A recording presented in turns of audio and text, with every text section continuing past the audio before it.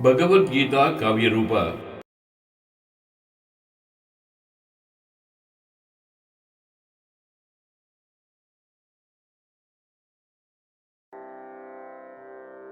ಅಧ್ಯಾಯ 6 ಆತ್ಮ ಸಂಯಮ ಯೋಗವು. ಕರ್ಮ ಫಲವನ್ನು ಬಯಸದೆ ಮಾಡಬೇಕಾಗಿ ಕರ್ಮಗಳ ಮಾಡುತ್ತಿರುವನೋ ಅವನು ನಿಜದಲ್ಲಿ ಸನ್ಯಾಸಿ ಮತ್ತು ಯೋಗಿ. ಕೇವಲದೆ ಅಗ್ನಿಯಿಲ್ಲದ ಕರ್ಮ ಮಾಡದವ ಮಾತ್ರ ಸನ್ಯಾಸಿಯಲ್ಲೆಂದು ಅರುಹಿದ ಮುರವೈರಿ. ಕೇಳದ ಈ ಪಾತ್ರ ಸನ್ಯಾಸವೆಂದಾವುದನ್ನು ಕರೆಯುವರೋ ಅದನ್ನೇ ಯೋಗವೆಂಬುದು. ಏತಕ್ಕೆಂದರೆ ಸಂಕಲ್ಪವನ್ನು ಸನ್ಯಾಸ ಮಾಡದ ಹೊರತು ಯಾವನೂ ಯೋಗಿಯಾಗಲು ಆಗದೆಂದು ನುಡಿದನು ಮುರಾರಿ. ಯೋಗವನ್ನು ಪಡೆಯಲಿಚ್ಛಿಸುವ ಮುನಿವರೆಗೆ ಕರ್ಮವು ಸಾಧನವಾಗುವುದು ತಿಳಿಯೈ. ಅದ ಪಡೆವನಾದರೆ ಅದೇ ಮುನಿಗೆ ಅಕರ್ಮವು ಸಾಧನವಾಗುವುದು ತಿಳಿಯೆಂದ ಮುರವೈರಿ ಪಾರ್ಥನಿಗೆ. ಇಂದ್ರಿಯಗಳಿಂದಾಗಲಿ ಕರ್ಮಗಳಿಂದಾಗಲಿ ವ್ಯಕ್ತಿಯು ಯಾವಾಗ ತಳಮಳಗೊಳ್ಳನೋ ಮತ್ತೆ ತನ್ನೆಲ್ಲ ಸಂಕಲ್ಪಗಳ ಕೆಡಿಪನೋ ಆವಾಗ ಅವನು ಯೋಗಾರೂಢನೆನಿಸಿಕೊಳ್ಳುವನೆಂದು ಹೇಳಿದ ಮುರಾರಿ. ತನ್ನ ಉದ್ಧಾರವ ತಾನೇ ಮಾಡಿಕೊಳ್ಳಲು ಬೇಕು, ಅವನತಿಯ ಮಾಡಿಕೊಳ್ಳಲು ಬಾರದೆಂದೇ ಸಂಗತಿಯ ಅರಿತು ಮಾನವನು ತನಗೆ ತಾನೇ ಶತ್ರು ಮತ್ತು ತನಗೆ ತಾನೇ ಮಿತ್ರನೂ ಸಹವೆಂದು ತಿಳಿಸಿದ ಮುರವೈರಿ. ಬುದ್ಧಿಯಿಂದಲೇ ಮನವ ಗೆದ್ದವನಾವನು, ಅವಗೆ ಅವರ ಮನಸ್ಸೇ ಬಂಧುವು. ಯಾರು ಗೆಲ್ಲಲಾರರೋ ಅವಗೆ ಅದೇ ಶತ್ರುವಾಗಿ ಪರಿಣಮಿಸುವುದೆಂದು ತಿಳಿಸಿದ ಮುರಾರಿ ಪಾರ್ಥನಿಗೆ. ಮನವ ಗೆದ್ದಿಹ ಆತ್ಮ ಸಂಯಮಿಯ ಪ್ರಶಾಂತವಾಗಿಯ ಅಂತಃಕರಣದಲ್ಲಿ ಆತ್ಮನು ನೆಲೆಸಿಗನು ತಿಳಿ. ಹಿತೋಚ್ಚ ಸುಖ ದುಃಖಗಳಲ್ಲಿ ಮನಾಪಮಾನಗಳಲ್ಲಿ ಸಮತೋಲನ ಹೊಂದಿರುವನೆಂದ ಮುರಾರಿ. ಜ್ಞಾನ ಅನುಭವಗಳಿಂದಲೇ ತೃಪ್ತನಾಗಿಹ ಈ ಜಿತೇಂದ್ರಿಯನು ಯೋಗಿಯೆಂದೆನಿಸಿಕೊಳ್ಳುವನು. ಅವಗೆ ಕಲ್ಲು ಮಣ್ಣು ಬಂಗಾರಗಳೆಲ್ಲ ಸಮವಾಗಿ ಕಾಣುವುದೆಂದ ಮುರವೈರಿ. ಸಹೃದಯಿ ಸ್ನೇಹಿತನು, ಶತ್ರು, ಉದಾಸೀನ, ಮಧ್ಯಸ್ಥ, ದ್ವೇಷಿ, ಬಂಧುಗಳಲ್ಲಿ ಸಾಧುಗಳಲ್ಲಿ ಮತ್ತೆ ಪಾಪಿಗಳಲ್ಲಿ ಸಮಬುದ್ಧಿಯನ್ನು ಹೊಂದಿರುವವನು ಹೆಚ್ಚಿನವನೆಂದು ಹೊರುಹಿದ ಮುರಾರಿ. ಯೋಗಿಯಾದವ ಏಕಾಂತ ಸ್ಥಳದಲ್ಲಿದ್ದು ನಿರಂತರದಿ ಮನಸ್ಸನ್ನು ಸ್ಥಿರವಾಗಿಡಲು ಯತ್ನಿಸಬೇಕೆಂದು ಹೇಳಿ ತಾನಾಗಿ ತನ್ನೀ ಇಂದ್ರಿಯಗಳನ್ನು ಸಂಯಮದಲ್ಲಿರಿಸಿ ಬಯಕೆಗಳನ್ನೆಲ್ಲ ನಿಯಂತ್ರಿಸಬೇಕೆಂದು ತಿಳಿಸಿದ ಮುರವೈರಿ. ಶುಚಿಯಾದ ಜಾಗದಲ್ಲಿ ಕುಶ, ಆಜಿನ ಬಟ್ಟೆಗಳನ್ನೆಲ್ಲ ಒಂದರ ಮೇಲೊಂದು ಹಾಕಿ ಹೆಚ್ಚು ಎತ್ತರವೂ ಅಲ್ಲದ ಹೆಚ್ಚು ತಗ್ಗುವೂ ಅಲ್ಲದ ಸ್ಥಿರವಾದ ಸ್ಥಳದಲ್ಲಿ ಆಸನವ ತನಗಾಗಿ ಮಾಡಿಕೊಳ್ಳಬೇಕೆಂದು ಹೇಳಿದ ಮುರಾರಿ. ಆಸನದಲ್ಲಿ ಕುಳಿತಾದ ಮೇಲೆ ಮನಸ್ಸನ್ನ ಏಕಾಗ್ರದಲ್ಲಿ ಚಿತ್ತ ಮತ್ತು ಇಂದ್ರಿಯಗಳ ವ್ಯಾಪಾರಗಳನ್ನೆಲ್ಲ ನಿಯಂತ್ರಿಸಿ ಅಂತಃಕರಣ ಶುದ್ಧಿಗಾಗಿ ಯೋಗವನ್ನು ಅಭ್ಯಾಸ ಮಾಡಬೇಕೆಂದು ಹೇಳಿದ ಮುರವೈರಿ ಅರ್ಜುನಗೆ. ಶರೀರ, ತಲೆ, ಕತ್ತು ಈ ಮೂರನ್ನು ನೆಟ್ಟಗೆ ಅರುಗಾಡದ ತರದಲ್ಲಿ ನಿಲ್ಲಿಸಿ ಅತ್ತ ಇತ್ತ ದೃಷ್ಟಿ ಹಾಯಿಸದೆ ತನ್ನ ಮೂಗಿನ ತುದಿಯನ್ನೇ ನೋಡುತ್ತಿರಬೇಕೆಂದು ತಿಳಿಸಿದ ಮುರವೈರಿ. ನಿರ್ಭಯವಾಗಿ ಪ್ರಶಾಂತನಾಗಿ ಬ್ರಹ್ಮಚಾರಿ ವ್ರತವನ್ನನುಸರಿಸುತ್ತ ಮನಸ್ಸನ್ನ ಅಂಕೆಯಲ್ಲಿರಿಸಿ ನನ್ನಲ್ಲೇ ಚಿತ್ತವನಿಟ್ಟು ಸ್ಥಿರಬುದ್ಧಿಯ ಮೂಲಕ ನನ್ನನ್ನೇ ಧ್ಯಾನಿಸುತ್ತ ಕುಳಿತುಕೊಳ್ಳಲು ಬೇಕು. ಮನಸ್ಸನ್ನು ನಿಯಂತ್ರಿಸುತ್ತ ಹೀಗೆ ಧ್ಯಾನ ಮಾಡುವ ಯೋಗಿಗೆ ಮೋಕ್ಷಾಖ್ಯವಾದ ಮತ್ತೆ ನನ್ನ ಸ್ವರೂಪವೇ ಆದ ಪರಮಶಾಂತಿಯು ಕೂಡ ಲಭಿಸುವುದೆಂದು ತಿಳಿಸಿದ ಮುರಾರಿ. ಕೇಳೈ ಪಾರ್ಥ, ಅತಿಯಾಗಿ ತಿನ್ನುವಗೆ ಯೋಗವು ಅಸಾಧ್ಯ. ತಿನ್ನದೇ ಇರುವವನು ಅರಳುಲಕ್ಕದು. ಅತಿಯಾಗಿ ನಿದ್ರಿಸುವಗೆ ಮತ್ತೆ ಅತಿಯಾಗಿ ಎಚ್ಚರವಿರುವವಗೆದು ಸಾಧ್ಯವಿಲ್ಲೆಂದ ಮುರವೈರಿ. ಆಹಾರ ವಿಹಾರಗಳಲ್ಲಿ ತನ್ನೆಲ್ಲ ಕರ್ಮಚೇಷ್ಟೆಗಳಲ್ಲಿ ನಿದ್ದೆ ಎಚ್ಚರಗಳಲ್ಲಿ ಯಾವನಿಗೆ ಇತಿಮಿತಿ ಇದೆಯೋ ಅವನಿಗೆ ದುಃಖನಾಶಕವಾದ ಯೋಗವು ಸಿದ್ಧಿಸುವುದೆಂದು ಹೇಳಿದ ಮುರಾರಿ ಪಾರ್ಥನಿಗೆ. ನಿಯಮಗಳಿಗೊಳಪಟ್ಟ ಚಿತ್ತವು ಯಾವ ಭೋಗಗಳಲ್ಲಿಯೂ ಆಸಕ್ತಿ ವಹಿಸದೆ ಆತ್ಮನಲ್ಲೇ ನೆಲೆಸಿರುವುದಾದರೆ ಆಗ ಅಂತಹ ಮನಸ್ಸುವುಳ್ಳವರನ್ನು ಯುಕ್ತ ಯೋಗಿ ಎಂಬರು. ಕರ್ಮಯೋಗವ ಅಭ್ಯಾಸ ಮಾಡುವ ಯೋಗಿಯ ಸ್ಥಿರವಾದ ಮನಸ್ಸು ಗಾಳಿ ಬೀಸಿದ ಕಡೆಗೆ ಇರುವ ದೀಪದ ಜ್ವಾಲೆಯಂತೆ ಸ್ವಲ್ಪವೂ ಒಳಗಾಡದಿರುವುದೆಂದು ತಿಳಿಸಿದ ಮುರವೈರಿ. ಕರ್ಮಯೋಗಾಭ್ಯಾಸದಿಂದ ಯಾವಾಗ ಮನಸ್ಸು ನಿಗ್ರಹಿಸಲ್ಪಟ್ಟಿರುತ್ತದೆಯೋ ಆಗ ಅದು ತನ್ನಲ್ಲೇ ಆತ್ಮದರ್ಶನ ಮಾಡಿಕೊಂಡು ಆನಂದಗೊಳ್ಳುವುದೆಂದು ಹೇಳಿದ ಮುರಾರಿ ಪಾರ್ಥನಿಗೆ. ಯೋಗಿಯು ಇಂದ್ರಾತೀತನಾದ ಪರಮ ಆನಂದವನಾವಾಗ ಅನುಭವಿಸುವನು. ಆಮೇಲೆ ಅವನ ಮನಸ್ಸು ಪುನಃ ಚಂಚಲಗೊಳ್ಳುವುದಿಲ್ಲೆಂದು ತಿಳಿಸಿದ ಮುರಾರಿ. ಪರಮಾನಂದವನ ಗಳಿಸಿದ ಯೋಗಿಗೆ ಅದಕ್ಕಿಂತ ಉತ್ತಮವಾದದ್ದು ಗಳಿಸಲು ಬೇರೇನೂ ಇಲ್ಲವೆಂಬ ಅರಿವಾಗಿ ಆ ಸ್ಥಿತಿಯಲ್ಲಿ ಎಂತೆಂತಹ ದುಃಖಗಳು ವಿಚಲಿತಗೊಳಿಸಲಾರದು. ದುಃಖ ಸಂಯೋಗದಲ್ಲಿರುವ ಮನಸ್ಸನ್ನು ಹೀಗೆ ಬಿಡುಗಡೆಗೊಳಿಸುವುದೇ ಯೋಗವೆಂದು ತಿಳಿ. ಶುದ್ಧ ಮನಸ್ಸಿನಿಂದ ಈ ರೀತಿಯ ಯೋಗಕ್ಕೆ ಪ್ರಯತ್ನ ಮಾಡೆಂದು ಹೇಳಿದ ಮುರವೈರಿ ಪಾರ್ಥನಿಗೆ. ಸಂಕಲ್ಪದಿಂದ ಉದ್ಭವವಾದ ಎಲ್ಲ ಕಾಮನೆಗಳನ್ನು ಸಂಪೂರ್ಣವಾಗಿ ತ್ಯಜಿಸಿ ಇಂದ್ರಿಯಗಳನ್ನು ಮನಸ್ಸಿನ ಮೂಲಕ ಹತೋಟಿಯಲ್ಲಿಟ್ಟುಕೊಂಡು ಕಾಮವರ್ಜಿತನಾಗಿ ಮನಸ್ಸನ್ನು ಸ್ಥಿರವಾದ ಬುದ್ಧಿಯಿಂದ ಮೆಲ್ಲನೆ ಹಿಡಿಯಬೇಕಾಗ ಆತ್ಮನಲ್ಲಿ ಮನಸ್ಸನ್ನು ಸ್ಥಿರಗೊಳಿಸಿದ ಮೇಲೆ ಬೇರಾವ ವಿಚಾರವನ್ನು ಆರೋಪಿಸಬಾರದೆಂದು ಅರುಹಿದ ಮುರವೈರಿ. ಚಂಚಲವಾದ ಮತ್ತು ಅಸ್ಥಿರವಾದ ಮನಸ್ಸು ಹೇಗೆ ಹೊರಗೆ ಓಡುವುದು ಹಾಗೆಯೇ ಅದನ್ನು ಹಿಂದಕ್ಕೆ ಎಳೆದು ಆತ್ಮನಲ್ಲಿಯೇ ನಿಲ್ಲಿಸಿಕೊಳ್ಳಬೇಕೆಂದು ಹೇಳಿದ ಮುರಾರಿ. ಶಾಂತವಾದ ಮನಸ್ಸುಳ್ಳವನಾಗಿ ರಜೋಗುಣಗಳನ್ನೆಲ್ಲ ತೊಲಗಿಸಿಕೊಂಡವನಾಗಿ ಪಾಪಗಳಿಂದ ವಿಮುಕ್ತನಾಗಿ ಬ್ರಹ್ಮನೇ ಆಗಿರುವ ಯೋಗಿಗೆ ಅತ್ಯಂತ ಪರಮಾನಂದವು ದೊರಕುವುದು. ಯೋಗಿಯು ಹೀಗೆ ಮನಸ್ಸನ್ನು ಯೋಗಾಭ್ಯಾಸದಲ್ಲಿಟ್ಟುಕೊಂಡು ಪಾಪಗಳಿಂದ ಮುಕ್ತನಾಗಿ ಬ್ರಹ್ಮನ ಸ್ಪರ್ಶದ ಅನಂತ ಪರಮಾನಂದವನ ಸುಲಭದಲ್ಲಿ ಪಡೆಯುವನೆಂದ ಮುರಾರಿ. ಜ್ಞಾನಿಯಾಗಿ ಈತ ಎಲ್ಲ ಕಡೆಯಲು ಆತ್ಮನನ್ನೇ ಕಾಣುವನು, ಮತ್ತೆ ಆತ್ಮನನ್ನೇ ಎಲ್ಲವನು ಕಾಣುವನು. ಅವನು ಸಮದೃಷ್ಟಿಯನ್ನು ಪಡೆಯುವನೆಂದ ಮುರಾರಿ. ಯಾವನು ನನ್ನನ್ನು ಎಲ್ಲೆಲ್ಲೂ ಕಾಣುವನೋ ಮತ್ತು ನನ್ನಲ್ಲೇ ಎಲ್ಲವನು ಕಾಣುವನೋ ಅಂತಹವನು ನನ್ನಿಂದ ಬೇರ್ಪಡನು, ಮತ್ತೆ ಅವನಿಂದ ನಾನು ಬೇರ್ಪಡುವುದಿಲ್ಲೆಂದ ಮುರಾರಿ. ಶುದ್ಧ ಮನಸ್ಸಿನಿಂದ ಯಾರು ಸರ್ವ ಪ್ರಾಣಿಗಳಲ್ಲಿರುವ ನನ್ನನ್ನು ಪೂಜಿಸುತ್ತಾನೋ ಅವನು ಎಲ್ಲಿ ಬೇಕಾದರೂ ಇರಲಿ, ಅವನು ನನ್ನಲ್ಲಿಯೇ ಇರುವನೆಂದ ಮುರವೈರಿ. ಸಮದೃಷ್ಟಿಯಿಂದ ಪ್ರಪಂಚವನ್ನು ನೋಡುವ ಯೋಗಿಗೆ ಸುಖ ದುಃಖಗಳೆರಡೂ ಸಮವೇ. ಅಂತಹ ಯೋಗಿಯು ಪರಮಶ್ರೇಷ್ಠನೆಂದು ಹೇಳಿದ ಮುರಾರಿ ಪಾರ್ಥನಿಗೆ. ಸಮದೃಷ್ಟಿಯಿಂದ ಮನಸ್ಸನ್ನು ಬಿಟ್ಟುಕೊಳ್ಳಲು ನೀನು ಈಗ ಯಾವ ಯೋಗವನ್ನು ಹೇಳಿದೆಯೋ ಮನಸ್ಸಿನ ಚಂಚಲತೆಯಿಂದ ಅದನ್ನು ಸಾಧಿಸಲು ಸಾಧ್ಯವೆಂದು ನನಗೆ ಕಾಣಿಸುವುದಿಲ್ಲೆಂದ ಪಾರ್ಥ. ಮನಸ್ಸಿನ ಸ್ವರೂಪವೇ ಚಂಚಲತ್ವ. ಅದು ಕ್ಷೋಭೆಯನ್ನು ಉಂಟು ಮಾಡುವಂತಹದ್ದು. ಅತ್ಯಂತ ಬಲಶಾಲಿಯೂ ಹೌದು. ಅದನ್ನು ನಿಗ್ರಹಿಸುವುದು ಬಹಳ ಕಷ್ಟವೆಂದರು ಇದನ್ನು ಪಾರ್ಥ. ಮನಸ್ಸು ಚಂಚಲವೆಂಬುದು ನಿಜ, ಅದರ ನಿಗ್ರಹ ಕಷ್ಟವೆಂಬುದು ಸುಳ್ಳಲ್ಲ. ಆದರೂ ಪಾರ್ಥ, ಅಭ್ಯಾಸ ಮತ್ತು ವೈರಾಗ್ಯದಿಂದ ಅದನ್ನು ಸಾಧಿಸಬಹುದೆಂದು ಅರುಹಿದ ಮುರಾರಿ. ಮನೋನಿಗ್ರಹವಿರದ ಈ ರೀತಿಯ ಸಾಧನೆ ಮಾಡುವವನು ಯೋಗವನ್ನು ಸಾಧಿಸಲಾರನು.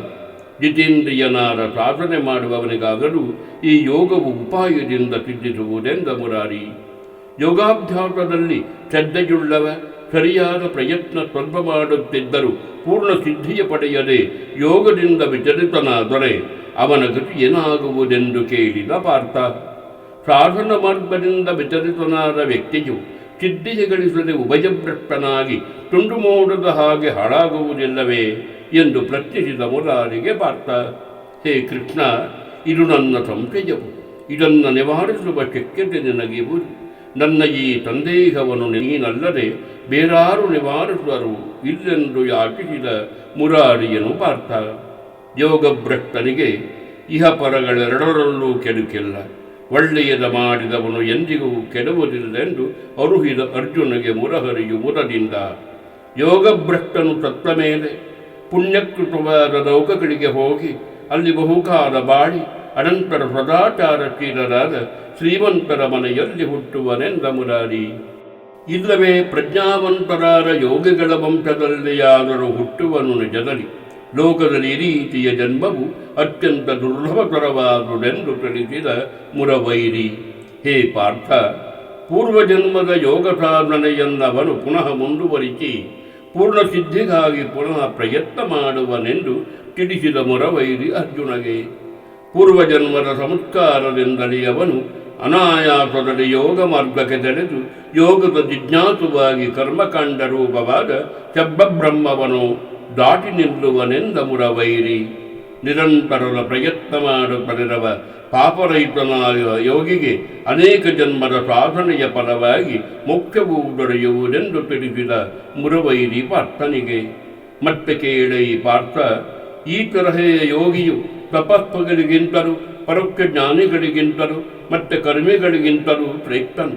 ಆದ ಕಾರಣ ನೀನು ಯೋಗಿಯಾಗೆಂದು ಹೇಳಿದ ಪಾರ್ಥನಿಗೆ ಮುರವೈರಿ. ಯೋಗಿಗಳೆಲ್ಲರಲ್ಲಿ ಯಾರು ನನ್ನಲ್ಲೇ ಚಿತ್ತವನ್ನು ನಿಲ್ಲಿಸಿ ಶ್ರದ್ಧೆಯಿಂದಲೇ ನನ್ನನ್ನೇ ಸೇವಿಸುವರು ಅವರು ಅತ್ಯಂತ ಶ್ರೇಷ್ಠರೆಂದು ನನ್ನ ಅಭಿಪ್ರಾಯವೆಂದರು. ಇದ ಮುರವೈರಿ ಪಾರ್ಥನಿಗೆ. ಆತ್ಮ ಸಂಯಮ ಯೋಗವು ಮುಗಿಯಿತು. ಅಧ್ಯಾಯ 7. ಜ್ಞಾನ ವಿಜ್ಞಾನ ಯೋಗವು. ಕೇಳು ನೀನೆಲೆ ಪಾರ್ಥ, ನಾನೇ ಗತಿಯೆಂದು ನಂಬಿ ನನ್ನಲ್ಲಿಯೇ ಮನಸ್ಸಿಟ್ಟು ಭಜಿಸುವುದಾದರೆ ಯಾವ ಸಂಶಯವೂ ಇಲ್ಲದೆ ನನ್ನನ್ನು ನೀನು ತಿಳಿಯುವೆ. ಇದರ ವಿವರವ ಕೇಳೆಂದನ ಮುರಾರಿ. ಅನುಭವದಲ್ಲಿ ಕೊನೆಗೊಳ್ಳುವ ಜ್ಞಾನವನ್ನು ಸಂಪೂರ್ಣದಲ್ಲಿ ಹೇಳುವೆನು ನಿನಗೆ. ಇದನ್ನರಿಯುವುದರಿಂದ ಮತ್ತೆ ತಿಳಿಯಲು ಬೇರೆ ಏನು ಉಳಿಯುವುದಿಲ್ಲೆಂದು ಹೇಳಿದ ಮುರವೈರಿ. ಸಾವಿರಾರು ಮಾನವರಲ್ಲಿ ಈ ಜ್ಞಾನಸಿದ್ಧಿಗೆ ಎಲ್ಲೋ ಒಬ್ಬರು ಪ್ರಯತ್ನವ ಮಾಡುವರು. ಅವರಲ್ಲಿ ಯಾರೋ ಒಬ್ಬರು ಯಥಾವತ್ತಾಗಿ ನನ್ನನ್ನು ತಿಳಿಯುವರೆಂದ ಮುರಹರಿಯು ಪಾರ್ಥನಿಗೆ. ಭೂಮಿ, ನೀರು, ಅಗ್ನಿ, ವಾಯು, ಆಕಾಶ, ಮನಸ್ಸು, ಬುದ್ಧಿ ಮತ್ತು ಅಹಂಕಾರಗಳೆಂಬ ಈ 8 ನನ್ನದೇ ಸ್ವರೂಪದ ಪ್ರಕೃತಿ ಎಂದು ತಿಳಿಸಿದ ಮುರವೈರಿ ಪಾರ್ಥನಿಗೆ ಮುದದಿಂದ. ಮತ್ತೆ ಕೇಳೈ ಪಾರ್ಥ, ಇದು ನನ್ನ ಅಪರ ಪ್ರಕೃತಿ. ಈಗ ತಿಳಿಯೈ ನನ್ನ ಪರ ಪ್ರಕೃತಿಯ ಬಗೆಗೆ. ಅದು ಜೀವಭೂತವಾಗಿದ್ದು ಚೈತನ್ಯ ಸ್ವರೂಪವಾಗಿದ್ದು ಅದರಿಂದಲೇ ಈ ಜಗತ್ತು ಧರಿಸಲ್ಪಟ್ಟಿರುವುದು. ಈ ನನ್ನ ಪರಾಪರ ಪ್ರಕೃತಿಯಿಂದಲೇ ಎಲ್ಲ ಜೀವರಾಶಿಗಳ ಉತ್ಪತ್ತಿಯಾಗುವುದು. ಸಮಸ್ತ ಜಗತ್ತಿನ ಸೃಷ್ಟಿ ಮತ್ತು ಪ್ರಳಯಕ್ಕೆ ನಾನೇ ಕಾರಣನೆಂದ ಮುರಹರಿಯು ಪಾರ್ಥನಿಗೆ. ಹೇ ಧನಂಜಯ, ನನಗಿಂತ ಶ್ರೇಷ್ಠವಾಗಿ ಇನ್ನೊಂದು ವಸ್ತು ಯಾವುದೂ ಇಲ್ಲ. ಒಂದು ದಾರದ ಮಣಿಗಳನ್ನು ಪೋಣಿಸಿದಂತೆ ಇವೆಲ್ಲವೂ ನನ್ನ ಆಧಾರದಲ್ಲಿಹವು ಎಂದ ಮುರಾರಿ. ನಾನು ನೀರಲ್ಲಿ ರಹಸ್ವರೂಪದಲ್ಲಿಹೆನು. ಚಂದ್ರ ಸೂರ್ಯರಲ್ಲಿಹ ಪ್ರಕಾಶವು ನಾನು. ವೇದಗಳಲ್ಲೆಲ್ಲ ಓಂಕಾರವು ನಾನು. ಆಕಾಶದಲ್ಲಿ ಶಬ್ದ, ನರಗಳಲ್ಲಿ ಪೌರುಷವು ನಾನೆಂದು ತಿಳಿಸಿದ ಮುರಾರಿ. ಭೂಮಿಯಲ್ಲಿಹ ಪವಿತ್ರ ಗಂಧವು ನಾನು. ಅಗ್ನಿಯಲ್ಲಿಹ ತೇಜಸ್ಸು, ಪ್ರಾಣಿಗಳಲ್ಲಿರುವ ಜೀವಶಕ್ತಿ, ತಪೋನಿಷ್ಠರಲ್ಲಿಹ ತಪಸ್ಸು ನಾನೆಂದು ತಿಳಿಸಿದ ಮುರವೈರಿ. ಜೀವರಾಶಿಗಳಿಗೆಲ್ಲ ಸನಾತನ ಬೀಜವು ನಾನೇ. ಹೇ ಪಾರ್ಥ, ಬುದ್ಧಿವಂತರಲ್ಲಿಹ ಬುದ್ಧಿಯು ನಾನು. ಪರಾಕ್ರಮವಂತರಲ್ಲಿಹ ಪರಾಕ್ರಮವು ನಾನೆಂದು ತಿಳಿಸಿದ ಮುರಾರಿ. ಬಲವಂತರಲ್ಲಿರುವ ಕಾಮರಾಗಗಳೆಲ್ಲರ ಶುದ್ಧವಿಹ ಬಲವು ನಾನೇ. ಪ್ರಾಣಿಗಳಲ್ಲಿರುವ ಧರ್ಮಕ್ಕೆ ವಿರುದ್ಧವಲ್ಲದ ಕಾಮವು ನಾನೆಂದು ತಿಳಿಸಿದ ಮುರಹರಿಯು ಪಾರ್ಥನಿಗೆ. ಸತ್ವರಜ ತಮವೆಂಬ 3 ಭಾವಗಳಿಂದ ಕೂಡಿದ ಪ್ರಕೃತಿಯು ನನ್ನಿಂದಲೇ ಬಂದದ್ದೆಂದು ತಿಳಿ. ಆದರೂ ಅವುಗಳಲ್ಲಿ ನಾನಿಲ್ಲ, ಅವುಗಳು ನನ್ನಲ್ಲಿರುತ್ತದೆ ಎಂದ ಮುರವೈರಿ. ಸತ್ವರಜ ತಮಗಳ ತ್ರಿಗುಣವ ವಿಕಾರಗಳಿಗೆ ಗುರಿಯಾಗಿ ಭ್ರಮೆಗೊಳಗಾಗಿರುವ ಜನರು ಪ್ರಕೃತಿಗಿಂತ ವಿಲಕ್ಷಣವೆನಿಪ ನನ್ನ ಅವ್ಯಯ ಸ್ವರೂಪವನ್ನು ಅರಿಯರು. ತ್ರಿಗುಣರೂಪಿಯಾಗಿ ನನ್ನ ಈ ದೈವೀ ಮಾಯೆಯನ್ನು ದಾಟುವುದು ಬಹು ಕಷ್ಟ. ನನಗೆ ಶರಣಾಗದವರು ಮಾತ್ರವೇ ಈ ಮಾಯೆಯನ್ನು ದಾಟುವರೆಂದ ಮುರವೈರಿ. ನರಾಧಮ ದುಷ್ಕರ್ಮಿಗಳು ನನ್ನನ್ನು ಭಜಿಸುವುದಿಲ್ಲ. ಅವರ ಬುದ್ಧಿಯು ಮಾಯೆಯಿಂದ ಆವೃತವಾಗಿರುವುದರಿಂದ ಅವರು ಅಸುರೀ ವೃತ್ತಿಯನ್ನೇ ಅವಲಂಬಿಸಿರುವರೆಂದ. ಆರ್ತನು, ಅರ್ಥಾರ್ಥೆಯು, ಜಿಜ್ಞಾಸುವು ಮತ್ತು ಜ್ಞಾನಿಯೆಂಬೀ 4 ವಿಧದ ಪುಣ್ಯಾತ್ಮರು ನನ್ನನ್ನು ಭಜಿಸುತ್ತಾರೆಂದು ಹೇಳಿದ ಮುರವೈರಿ ಪಾರ್ಥನಿಗೆ ಮುದದಿಂದ. ಅವರಲ್ಲಿ ಜ್ಞಾನಿಯು ಶ್ರೇಷ್ಠನು. ಅವನು ನನ್ನಿಂದ ದೂರವಿರನು. ಅವನ ಭಕ್ತಿಯು ಅನನ್ಯವಾದನು. ಅವನು ನನಗೆ ಪರಮಪ್ರಿಯನು. ಅವನಿಗೆ ನಾನು ಪ್ರಾಣಪ್ರಿಯನು. ಮೇಲೆ ಹೇಳಿದ ಎಲ್ಲರೂ ಉತ್ತಮರೆಯಾದರೂ ಸಹ ಜ್ಞಾನಿಯು ಮಾತ್ರ ಸಾಕ್ಷಾತ್ ನನ್ನ ಸ್ವರೂಪನೇ. ಎಲ್ಲ ವಿಧದಲ್ಲಿ ಅವನು ನನ್ನನ್ನೇ ಪರಮಗತಿ ಎಂದು ನಂಬಿರುವನೆಂದ ಮುರಾರಿ. ಅನೇಕ ಜನ್ಮಗಳ ಕೊನೆಯಲ್ಲಿ ಜ್ಞಾನಿಯು ಎಲ್ಲಿ ಕಾಣುವುದಿಲ್ಲವೋ ವಾಸುದೇವನೇ ಎಂದು ನನ್ನನ್ನು ಯಥಾವತ್ತಾಗಿ ತಿಳಿಯುವನು. ಅಂತಹ ಮಹನೀಯರು ಅತಿ ವಿರಳವೆಂದ ಮುರವೈರಿ. ತಮ್ಮ ತಮ್ಮ ಮನಸ್ಸಿನ ಕಾಮನೆಗಳಿಂದಾಗಿ ವಿವೇಕವನ್ನು ಕಳೆದುಕೊಂಡ ಜನರು ತಮ್ಮ ತಮ್ಮ ಮನಸ್ಸಿನ ಬಯಕೆಗಳ ಪೂರೈಕೆಗಾಗಿ ಅನ್ಯ ದೇವತೆಗಳನ್ನು ಉಪಾಸಿಸುವರೆಂದು ಹೇಳಿದ ಮುರಾರಿ. ಯಾವ ಯಾವ ರೂಪದಲ್ಲಿ ಯಾರೋ ಯಾರೋ ದೇವತೆಗಳ ಶ್ರದ್ಧೆಯಿಂದ ಅರ್ಚಿಸುತ್ತಾರೋ ಅವರವರಿಗೆ ಆಯಾ ದೇವತೆಗಳಿಗೆ ಸ್ಥಿರವಾದ ಶ್ರದ್ಧೆಯುಂಟಾಗುವಂತೆ ಮಾಡುವೆನೆಂದ ಮುರಾರಿ. ಯಾರು ಶ್ರದ್ಧೆಯಿಂದ ತನ್ನ ಇಷ್ಟ ದೇವತೆಯನ್ನು ಆರಾಧಿಸುತ್ತಾನೆಯೋ ಅವನಿಗೆ ಆ ದೇವತೆಯ ಮೂಲಕವೇ ಅವನ ಇಷ್ಟಾರ್ಥಗಳನ್ನು ಕೊಡುವವನು ನಾನೆಂದು ತಿಳಿಸಿದ ಮುರವೈರಿ. ಮೂಢರಿಹ ಇವರಿಗೆ ದೊರಕುವ ಫಲವು ಅಶಾಶ್ವತವಾದದ್ದು. ದೇವತೋಪಾಸಕರು ದೇವತೆಗಳನ್ನೇ ಪಡೆಯುವರು, ನನ್ನ ಭಕ್ತರು ನನ್ನನ್ನೇ ಪಡೆಯುವರೆಂದ ಮುರವೈರಿ. ಅವಿವೇಕಿಗಳು ನನ್ನ ಶ್ರೇಷ್ಠವಾದ ಅವ್ಯಕ್ತ ರೂಪವನ್ನು ತಿಳಿಯದೆ ನಾನು ಶರೀರಧಾರಿಯಾಗಿ ಕಂಡುಬರುವುದರಿಂದ ನನಗೂ ಜನನ ಮರಣಗಳಿವೆ ಎಂದು ತಪ್ಪಾಗಿ ತಿಳಿಯುವರು. ನಾನು ಎಲ್ಲೆಲ್ಲಿಯೂ ಕಾಣುವುದಿಲ್ಲ, ಏಕೆಂದರೆ ಯೋಗ ಮಾಯೆಯಿಂದ ನಾನು ಆವೃತನಾಗಿದ್ದೇನೆಂದು ಮೂಢ ಜನರು ನನ್ನ ಅವ್ಯಯ ಸ್ವರೂಪವ ತಿಳಿಯದೆಂದ ಮುರಾರಿ. ಹೇ ಧನಂಜಯ, ರಾಗದ್ವೇಷ ರೂಪವಾದ ದ್ವಂದ್ವ ಮೋಹಗಳಿಂದ ಆವೃತವಾಗಿರುವ ಎಲ್ಲ ಜೀವರಾಶಿಗಳು ಹುಟ್ಟುವಾಗಲೇ ಭ್ರಾಂತಿಗೆ ಸಿಕ್ಕಿ ಬೀಳುತ್ತದೆ ಎಂದ ಮುರಾರಿ. ಹೇ ಪಾರ್ಥ, ನನಗೆ ಹಿಂದಿನ ಈಗಿನ ಮತ್ತು ಮುಂದಿನ ವಿಷಯಗಳೆಲ್ಲವೂ ತಿಳಿದಿದೆ, ಆದರೆ ನನ್ನನ್ನು ಯಾರೂ ತಿಳಿಯರು ಎಂದು ತಿಳಿಸಿದ ಮುರವೈರಿ ಮುದದಿಂದ. ಯಾರ ಪಾಪಗಳು ಅವರ ಪುಣ್ಯ ಕರ್ಮಗಳಿಂದಾಗಿ ನಾಶವಾಗಿವೆಯೋ ಅಂತಹ ಜನರು ದ್ವಂದ್ವ ಮೋಹಗಳನ್ನು ದಾಟಿ ದೃಢವಾದ ಶ್ರದ್ಧೆಯಿಂದಲೇ ನನ್ನ ಭಜಿಸುವರು ಎಂದ ಮುರಾರಿ. ಜನನ ಮರಣಗಳಿಂದ ಮುಕ್ತಿಯನ್ನು ಪಡೆಯಲು ನನ್ನನ್ನೇ ಆಶ್ರಯಿಸಿ ನಿರಂತರ ಸಾಧನೆಯ ಮಾಡುವವರು ಬ್ರಹ್ಮವನ್ನು, ಅಧ್ಯಾತ್ಮವನ್ನು ಮತ್ತು ಅಖಿಲ ಕರ್ಮವನ್ನು ತಿಳಿಯುವರೆಂದ ಮುರಾರಿ. ಆದಿಭೂತವು, ಆದಿದೈವವು ಮತ್ತು ಆದಿಯಜ್ಞಗಳಿಂದ ಕೂಡಿದ ನನ್ನನ್ನು ಯಾರು ತಿಳಿಯುವರೋ ಅವರು ಯುಕ್ತ ಮನದವರಾಗಿದ್ದು ಮರಣಕಾಲದಲ್ಲಿ ನನ್ನನ್ನೇ ಪಡೆಯುವರೆಂದು ತಿಳಿಸಿದ ಮುರವೈರಿ. ಜ್ಞಾನ ವಿಜ್ಞಾನ ಯೋಗವು ಮುಗಿಯಿತು.